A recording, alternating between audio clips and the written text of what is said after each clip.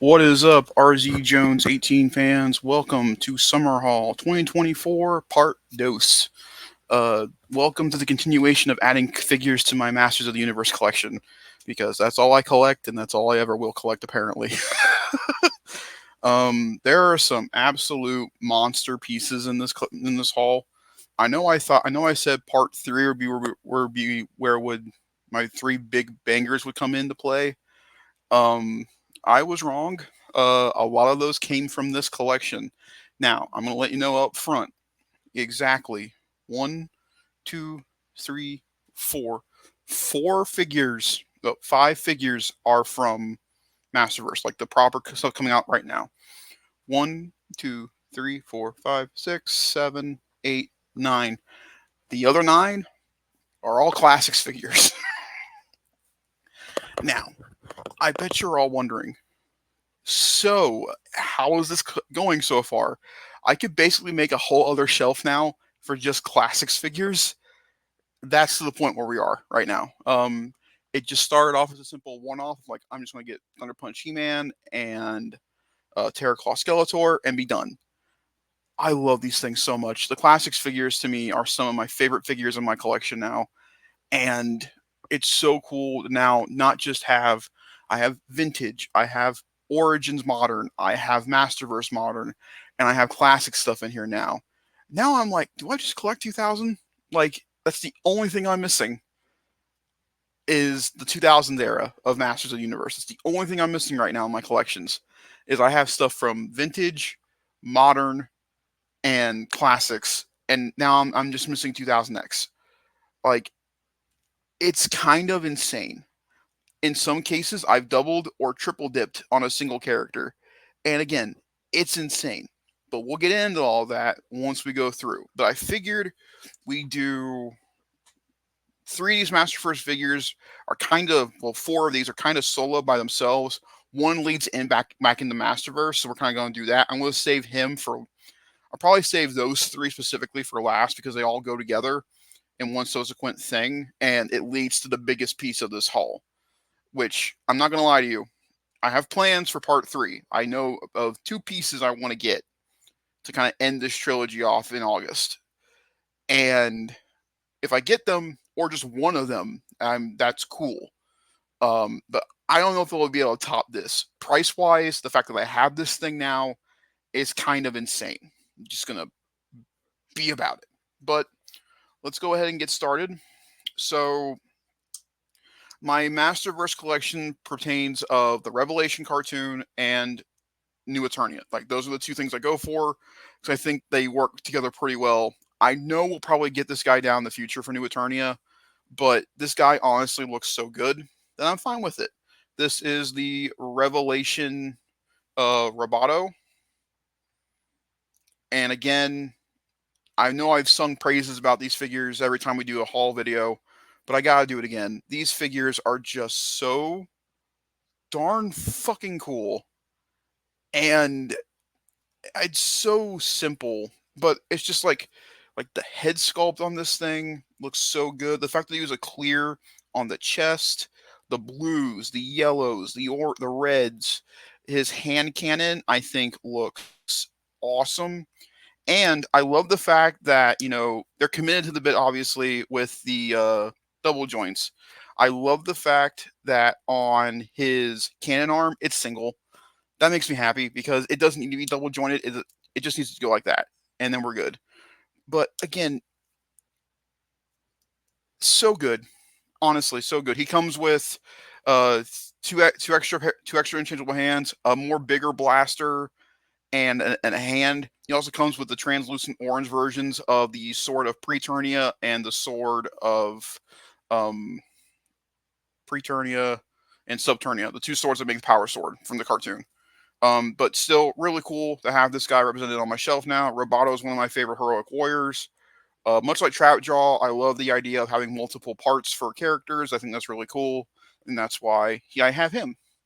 Now, this guy, I said in one video, I said it, in, I believe, in Power of Grayskull, not the Power of Grayskull, Toy Hall Part 1, that I would never buy from work again. I would never buy figures from my work again simply because of the horrendous pricing of the Marvel Legends figures for $35.99. I think it's absolutely ridiculous. And I was like, well, I'll make one exception to this rule. One little exception. This is Revelation Fisto. And the reason I made that exception was because he was on deep, deep discount. And with my discount card, I think he was like $5. So super cheap. And I needed a Fisto for the shelf. So bada bing, bada boom. I think the head sculpt on here looks really good. The silver on the fist. It's not chrome, which I don't think it's chrome on the other one either. I wish it was vac metaled a little bit, but I'm fine. He still looks good. The sword I think looks really good as well. But that's Fisto. Our next one will be this little dude. Now, if you guys have never watched any of my videos, you know that one of my white whales for the Origins line for the longest time was Orko. He was my big figure I can never find, I can never get. And, oh, I don't know if I said it, but no more hair. Yay. I'm so happy about it. You have no idea. But random thought about it. And the only character I did not have was Orko. He was my white whale. I looked for him for 3 years, couldn't find him. There goes the nose. But it took me 3 years to find him, and I did. It took me all of a day to find this dumb little guy. And this is the Revelation Orko from the 2-pack with Savage He-Man from Revelation. And I'm not going to lie to you. He's fine. I like him. I think the Orko in my other collection is better. I kind of wouldn't mind getting another Origins Orko. Now I know I can get one from Toy Department and putting him with my Masterverse collection. Don't get me wrong. I think this guy's pretty cool. It's just, I don't know. I don't think the stand's all that enticing or intriguing. It just, and but granted, this thing was $3. So like, it was $3 worth to get him to add the collection for the time being. And he doesn't really stand well on his stand.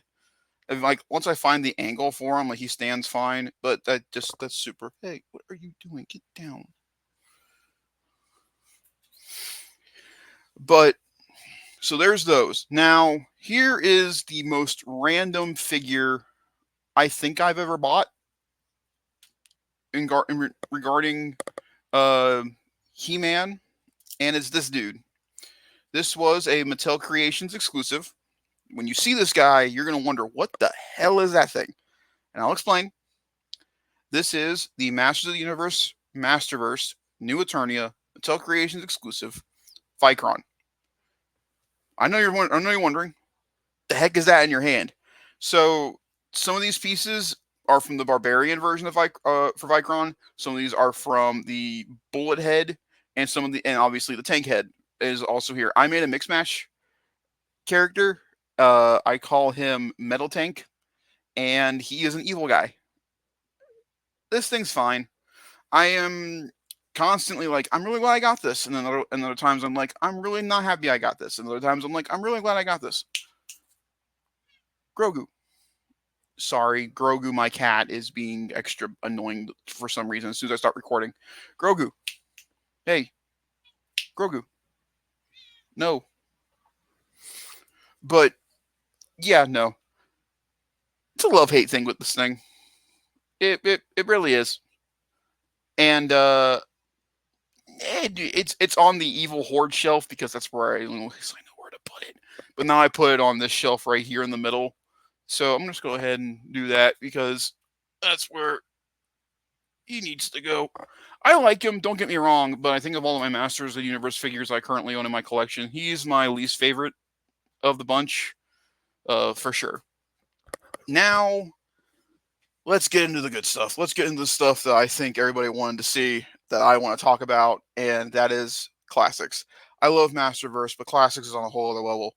So, where should we begin? We'll start with this one. So I got this guy yesterday,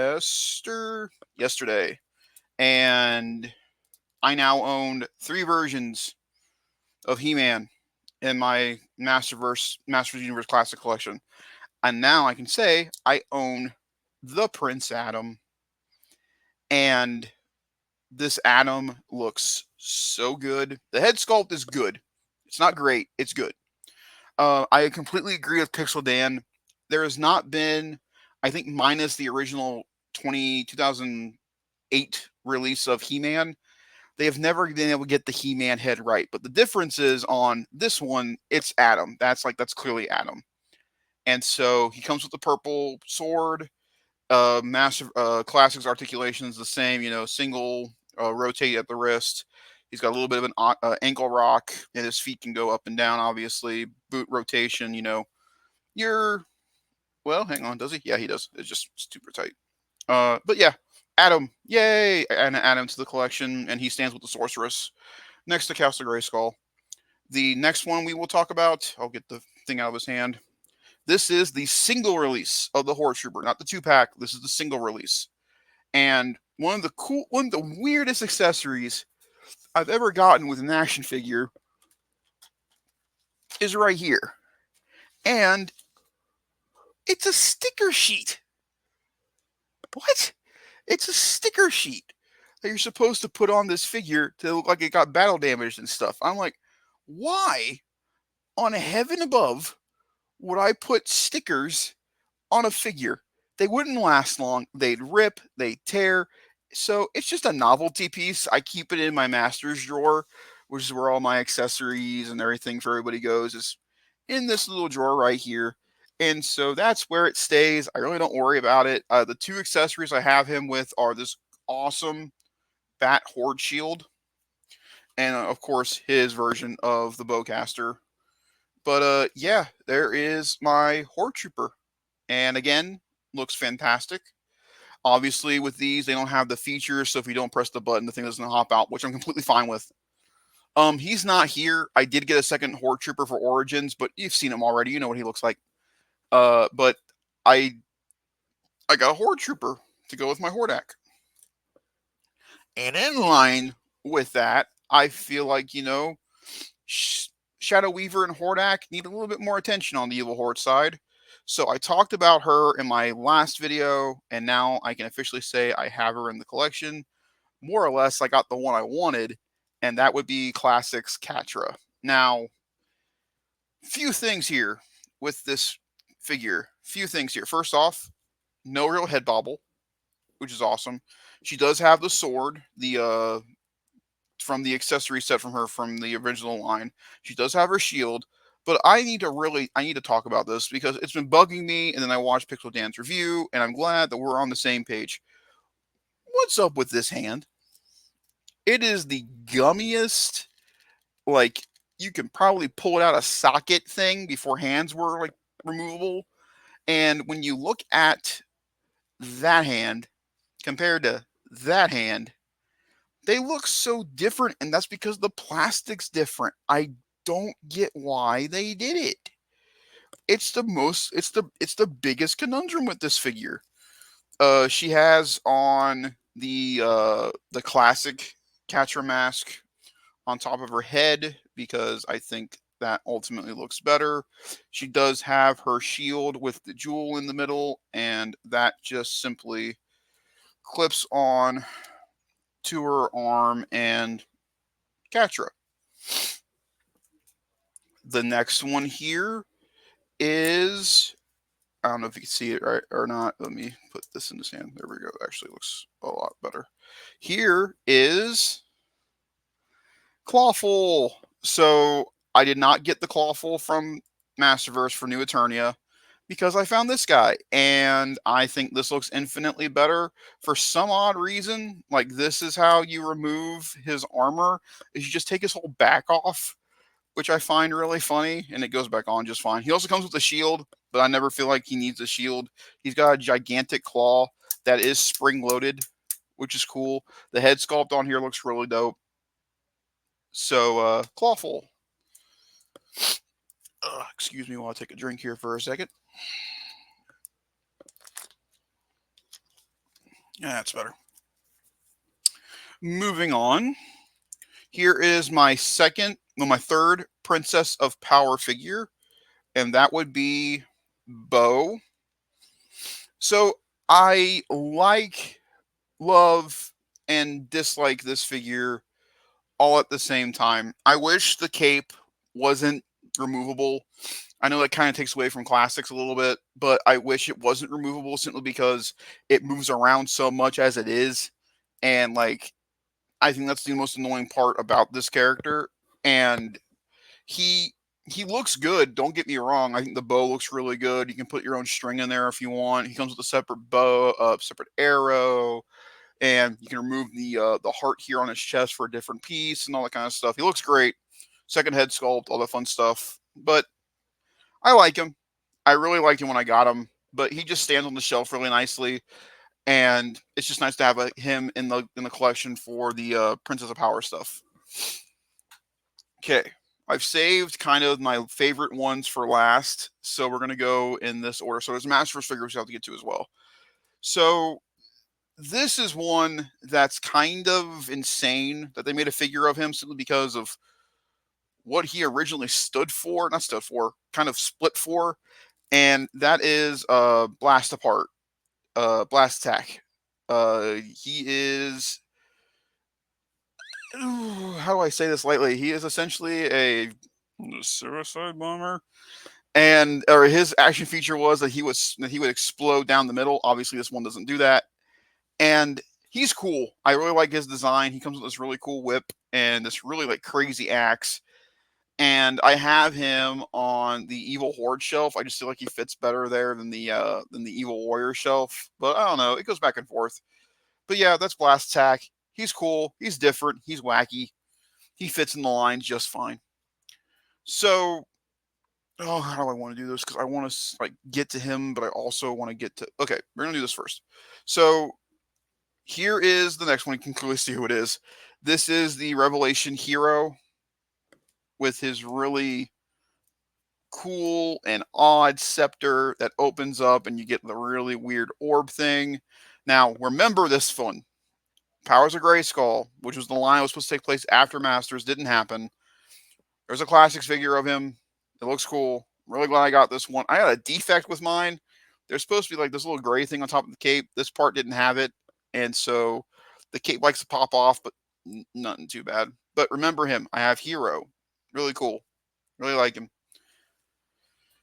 We get to this one next because I feel like if I don't get to him, I will not remember to get to him. This is the Superman 2-pack version of the Masters of the Universe Classics He-Man. Look at that, guys. I never thought I could say this, but I own a original Masters of the Universe Classics He-Man figure. And he has a different head sculpt on. He doesn't have the actual like DC head sculpt on with the lighter hair. This came from the Prince Adam, and I'm so happy. It looks so good. It's pretty. It's kind of crazy to say I have this on my shelf, but I do. And yeah, there's not much to say. It's He-Man. It's pretty cool. Pretty cool. Now, here is a second Power of Grayskull character I have in my collection currently. Should give you a hint about the other one. This is Eldor. This is who would have been the sorceress to Hero in Powers of Grayskull. He comes with the book of spells and he comes with the staff. He's really cool. He's a different kind of figure. I'm not used to really getting these more older characters, minus sorceress. So again, really cool. But I saved them for last, specifically minus He-Man. He-Man was important. But I saved Hero and Eldor for last because Powers of Grayskull was supposed to be the line to take over prior to them ultimately canceling the original toy line for Masters of the Universe. This was supposed to be the continuation before they did New Adventures of He-Man.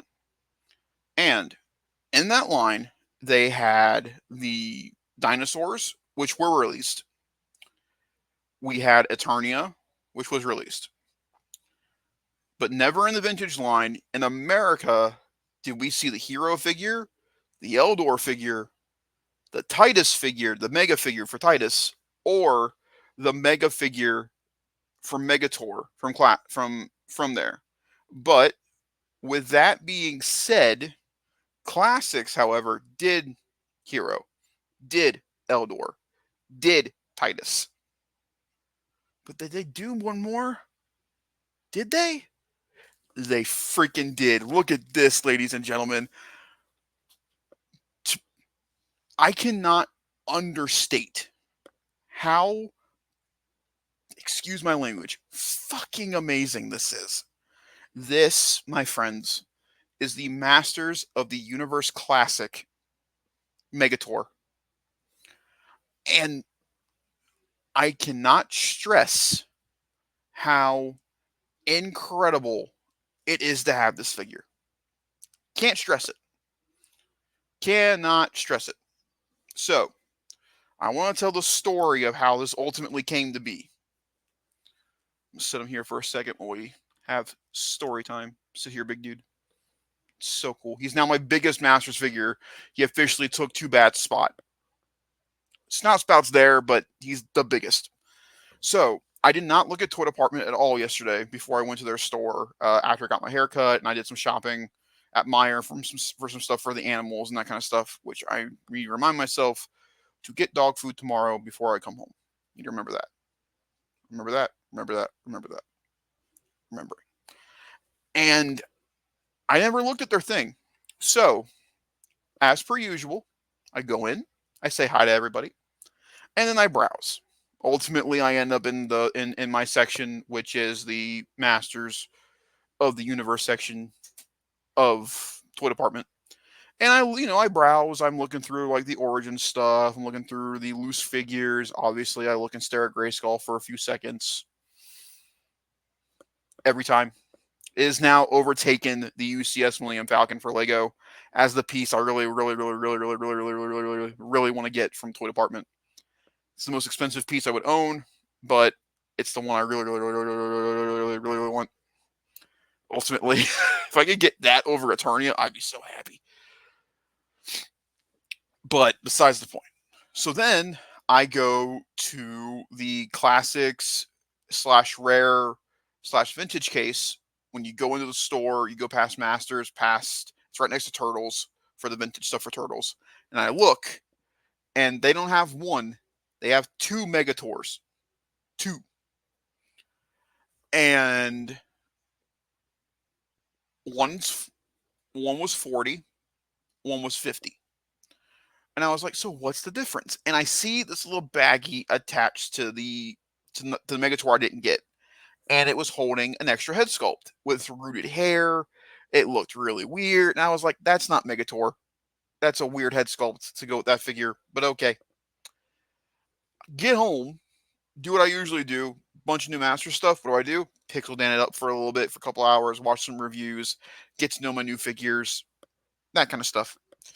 Only to find out that was a bonus accessory with the retail version, not the retail, the Matty Collector version of Megator. That means, because they called this guy incomplete. He is not incomplete. He's complete. He's just missing that head. Which means for me that this was not the Matty Collector version. This was the version they sent out to review sample. I got this thing for $40 and it's a review sample version of Megator. How freaking amazing is that? Like, this is a piece off of someone's collection that they got back in 2015, I believe is when he came out. 2015, sounds right. 2015, 2014, around that time. And this was a piece that Mattel sent them to do a review on. And now he's in my collection. Is my voice high? Yes, because that's incredible. That's a piece of Motu history right here. Like, that's a legit piece of Motu history. And it's insane to think about. Because this didn't come with the zombie head, which is why he was $40. And again, insane. Insane. But in that case, They had him. They obviously had Mantenna. There were a couple figures in there that I knew that they had just gotten, and so I wanted to go in there very quickly to get the figures I wanted to get from the classic stuff that they just got in. The Catra, the Atom, the Eldor, the Horde, no, not the Horde Trooper, the Hero. You know, those figures I knew I wanted to get, but they also have a Classics Battle Cat. They also have a Classics Wind Raider. Now, here's the dilemma. I have told myself when I saw it, if I get Wind Raider, that is just one step away from Castle Grayskull. Not that one, but the Classics one, because I feel like that piece goes with that piece. To me, that's how it would go. Much like that Point Dread and that Spirit of Grayskull go with that castle. Grayskull and the Wind Raider are 2 and 2. Battle Cat is 85. The Wind Raider is 40. It's insane to think about that. Truly insane. So,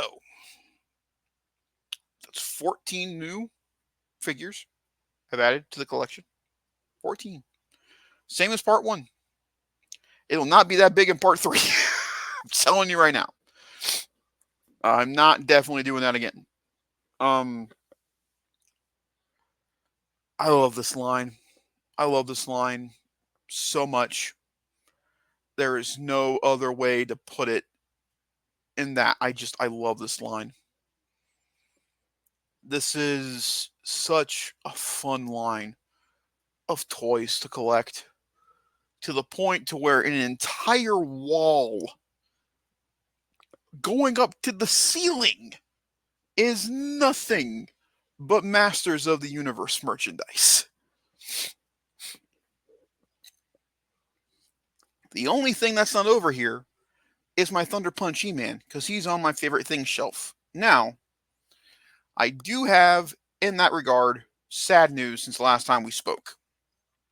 I no longer own the 40th He-Man, and I no longer own the 40th Skeletor. I got rid of them. I'm glad I did in the long run, because now I have my other, the version of He-Man that I want. And now, I am playing the long game, and I want a proper Classics Skeletor on my shelf. He is now the Orko of this line. He will be the White Whale. I will not buy a Masterverse Skeletor until I have him. That all being said, I really want the new Eternia Skeletor with the throne. The dilemmas are true. But if I get that one, and I like the Skeletor, plus if I get him, and I think the Skeletor is fine, then I have a freaking amazing throne to put my classic Skeletor on. It's a win-win. So, I told you guys about my slime pit in part 1, and that I'm going to probably end up going to the Great Ohio Toy Show in Xenia in October. I am on the look for the skull for the slime pit, obviously. But now, I am now adding a classic Skeletor to that list. And there are, I think, 2 scenarios where I find this figure at the way I want. Loose, obviously, would be a more desirable way to do it. I think it'd be an easier, cheaper way to do it. However, there is one exception to this rule. One exception. If I can find the Molar Skeletor 2-pack with the Eternian Dentist, and that's how I get my classic Skeletor, that's a win. Because the Molar would just go on top of this shelf right here with all my, out of, not really part of the line characters. They would go up here, or he'd go on this shelf right here. Those are the 2 options. That'd be a great way to get the Skeletor and get a really, really obtuse character in this line. But again, we're going to bring it back here to my good friend, Mr. Megator. I love this line. I'm so happy that back in 2020 I gave Origins a shot and got the He-Man and the Skeletor, and now I can happily probably say I am well into, probably, if I counted everybody, I think now, with everybody being here, I think I am now closer to being almost to 100 to 110 figures I now own in the Masters of the Universe collection through all the lines. I almost own about 110 figures in that line. This is now, without a doubt, the biggest line I've ever collected. Pardon. Biggest line I've ever collected. And what's crazy about it is that I didn't want to collect this line originally when I started doing it. I was like, I want to give Origins a shot. I liked it. And I was like, I'm going to get the 4 figures and the Battle Cat, whatever that thing is. At the time, I was like, that'd be it. It'd be cool. Put that kind of thing on my shelf. And then, obviously, you guys know the story. I acquired a huge collection from a friend at work. I acquired 3 Masters of the Universe Grail pieces in the vintage Snake Mountain, Castle Grayskull, and the Slime Pit that's still from the same acquiring that I still have to this day. And obviously I lost all of that, and it really hurt the line for me tremendously, to where the point to where I was done collecting Masters entirely after that happened. But then obviously Origins happened, and I collected 2 figures. I collected the New Eternia Skeletor and the New Eternia He-Man originally, and they were part of a Heroes Villain shelf I was doing that was so dumb originally. When I thought about it, it was like, it sounded so cool back in 2021.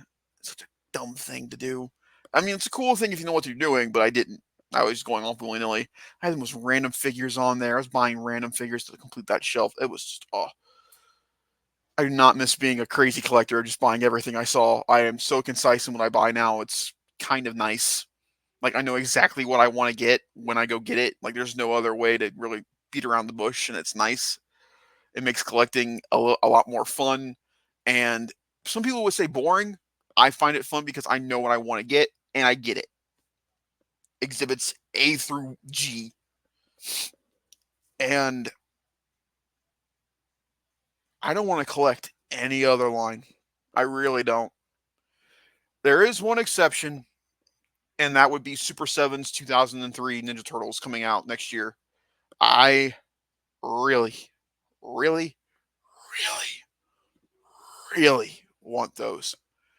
I do not like these IDW Turtles I currently have in my collection at all. I think they're weirdly proportioned. They don't look nice. Aesthetically, they look cool, but that's not my Turtles. The 2003 Turtles and the 90s movie are my Turtles, and I gave up my 90s Turtles like an idiot. Like an idiot. I gave up them. I will not be doing the same when it comes to 2003. 2003 was my Turtles cartoon growing up, and so those are the figures I want. X-Men, I'm done. Done. That line, 97 in particular, is very. It's not hard to find. It's just too expensive. Just to put things in context, Marvel figures are just too freaking expensive. That's all there is to it. I do not understand. I know this was a haul video, but we're kind of getting to the end of the video. This is where I usually talk about extra stuff. I do not understand why Marvel and Hasbro believe that their standard figures, are worth $37. Still don't. Still don't. That's the equivalent of buying a Voyager, or shit, even a Deluxe now in Transformers. I think it's ridiculous. It is just, they have now made that those lines of figures not fun to collect, because it's just, I bought all of this yesterday for, I think the ones I bought yesterday, I think was like 140. That would be 6 figures in Marvel Legends. I came home yesterday with one, two, three, four, five, six, seven yesterday. And it's so much more worth my buck. Now, I know people are going to be like, well, I collect Marvel Legends and I'm fine with it. Good for you. I'm happy for you. Truly am. It's just, I don't know how you guys deal with the pricing on them. Hasbro is just the worst. When it comes to them, the G.I. Joe line, Transformers, I don't get it. And I understand, you know, prices of, inflate, inflation, now all that fun stuff. I get it. But you want these things to fly off the shelves. And they do, but not at excitement, not at joy. It's more along the line like, if I don't do this now, I'm not going to see this figure again. That's how I feel about Web Store and Faker right now for Masterverse. I feel like such a dummy of not getting in on those when I could have. At the time, I wasn't collecting Masterverse at the time, so it was my own fault as well. Same thing with Buzz Off. I want that figure so bad, but he is going for on aftermarket like 75. Faker is going for 110, and then Web Store for some odd reason is going for 150. Like, it's ridiculous. I'm not paying that much for a singular figure. I love this line. I'm not doing that. That's not worth it. To put in context, the Terraclaw Skeletor Flying Fist He-Man 2-pack I bought from Toy Department was 100, like a flat 100. And that made more sense than 150 for a Masterverse figure. And they're all three amazing looking figures, but they're not at that price range. They just aren't. And it's certain stuff like that that also hinders me from collecting as much as I used to. I used to. When you asked me originally, I've now gone to Toy Department almost every 2 weeks for the past month and a half, and I love the fact that I did that and hate the fact that I did that all at the same time because, as a collector, I love the thrill of getting a new piece in the collection, but I also have to I have to make these hard decisions about, you know, holding off for a little bit. And I can do that. I just need to have the tenacity to do it. So, all that being said, I'm so happy with this haul. This is probably my favorite haul of the summer so far, of the year, in my opinion. Honestly, like there's not a lot of pieces that I've gathered this year that I have been that excited about. Obviously the big one being the Megator figure. Like that's a big that's a big get for the year. Like that's an easy top 3 figure I've bought in this year, without a doubt. The Marvel Legends Deadpool is my number 2 figure so far this year. I know he's a reissue, but that figure is perfect. It's so good. My favorite figure of the year would probably go current. Don't you love it when your knee hits your shelf and things just tumble? Oh, you don't? Neither do I. But my favorite figure I've probably bought in this year is probably going to end up being Trapjaw for Masterverse. I absolutely adore that figure. I play with it constantly, and yeah. But that, guys, has been part 2 of the summer haul. Thank you guys very much for watching. Like, rate, subscribe, hit the comment section. I know I usually don't promote I promote our Weekend Movie Bros, but I usually don't promote the videos that we do. Please go watch our reaction to episode 5, Night from the Acolyte. Not for the reaction. The reaction was good. Go watch it for the aftermath. BBY, and that is all I will say. It is a inducing of laughter. Probably my favorite recording we've done in the past couple of months. Go watch it, please. I'm going to promote it on Facebook as well. But yeah, that's Summer Hall 2024 Part 2. What will 2023 Part 1? 2023? What will 2024 Part 3 unveil? We'll know when we get there. We're also going into Deadpool and Wolverine month, everybody. So stay alert, stay off YouTube, Facebook, all that fun stuff. If you're really hesitant about movie stuff, watch out for leaks, spoilers, and all that fun stuff. And we will see you guys at the end of July going into August. So until then, again, like, rate, subscribe, hit the comment section. Favorite thing you've bought so far this summer, let me know, and we will talk again soon. Bye, guys.